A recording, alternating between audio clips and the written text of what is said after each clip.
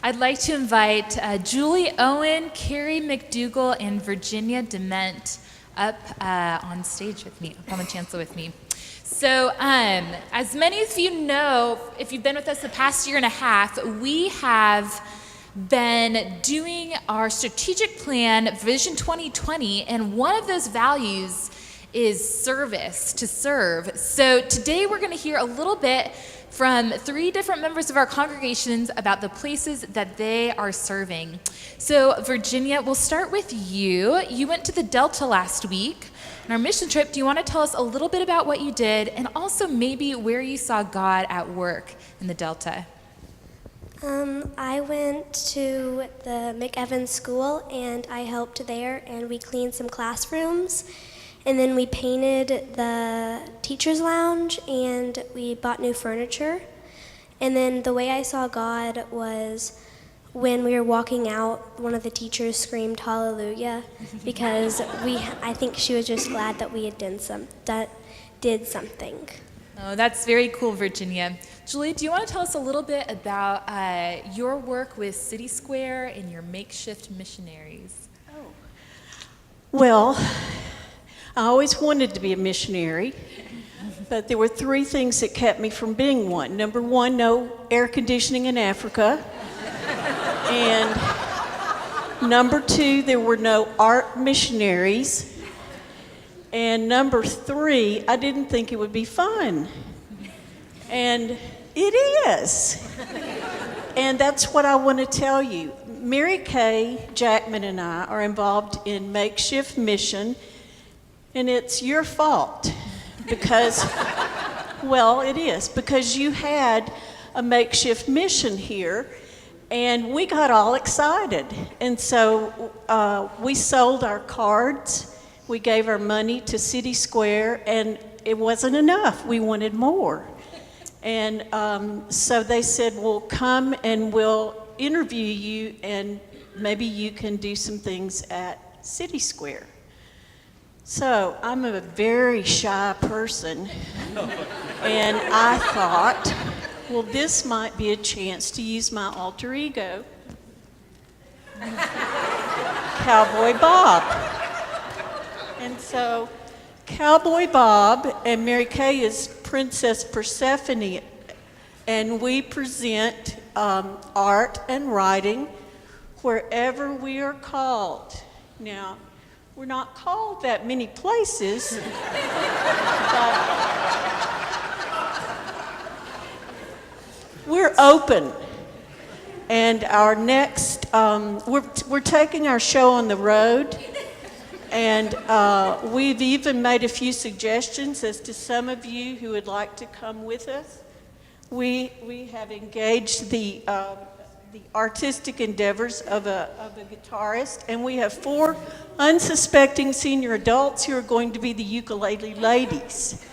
So if you're older like me and have always wanted to be a missionary but were too afraid or had no talent or worried about air conditioning, these places have air conditioning, and they accept almost anyone.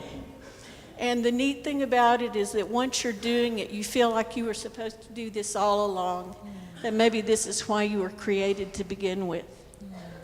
Oh, sorry, I need to undo a mistake I made in the first service. That where I saw God was in the faces of the people at City Square and the ones that we've gotten to know. And one particular person needed dental work. And another place I saw God was in Sarah Stafford, who immediately connected me with Dr. Connie Smith, who I am just sure is an angel, because she spent 5 hours working with this man who had not had dental work in years, and he was in such bad shape. And I know she's an angel because periodically she would come out of the office just all beautiful and bright and say, I need you to pray that we can get this tooth out because he's in a lot of pain. And it was just miraculous seeing her take all of this time And the office workers weren't anxious to get home. It was like routine. They were used to doing these wonderful things.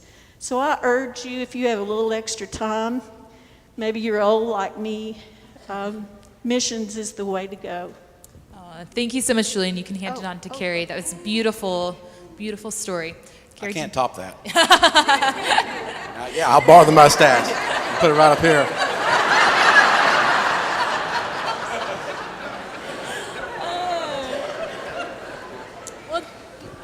Cary, tell us a little bit about the work that you're doing with the orphanage. It doesn't have air conditioning, and I never wanted to be a missionary. It's an unlikely place. Why Haiti? I don't know. After the earthquake, there was significant need, and we knew that and saw that. And my wife and I have always had some interest in Haiti in particular. It's got tremendous challenges, political, cultural, geopolitical, geographic. So we had an invitation about 2.5 years ago from a friend to go to Haiti in a rural area of Fort Liberty is the name of the community. And he had been working with an orphanage there by the name of Good Samaritan Orphanage. We got there and we knew we had a home. We knew that we were home. And it was the most sparse and the most tragic of appearance, but the most depth and profound significance once you got beyond that. We ended up learning a lot more than the people that we were there to help. But there were roughly 65 children, ranging from right at a year to 19 years of age. And our objective has been really to come in and provide medical support. We'll have a health clinic there in June. Provide medical support, educational support, and more importantly, give them a means to transition from the home where they are to self-sustaining people. And that's usually a vocational type of training in Haiti. It may be higher education as well. So that's really what we've been doing. We're there about every 3 months or so.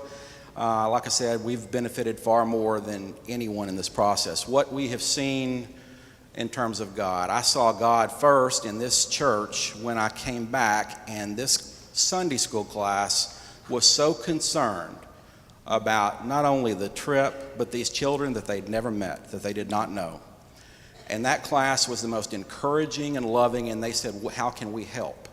From that, and from those words and that attitude, there were 4 Sunday school classes that pitched in to develop packs that could go back to these children full of supplies that were personal for them. The other way I saw God was in the eyes of these children when they received these packs. And you know, it didn't matter that they didn't know how to pronounce Wilshire. It didn't matter that they didn't know where Dallas was. They knew someone loved them and cared enough to act on that. And that's been the biggest blessing. Well, thank you all so much. It is just a pleasure to hear your stories of going out in mission and service to the world. You can all return back to your pews now. I'll grab that mic from you. But, as they return to their seats, we, in the month of April, are going to be, you're going to, on Facebook and Instagram, see pictures popping up of people from our community here at Wilshire out serving in the community, and it's going to be #HumансOfWilshire. So keep your eye out for that, and let us now continue in a spirit of worship.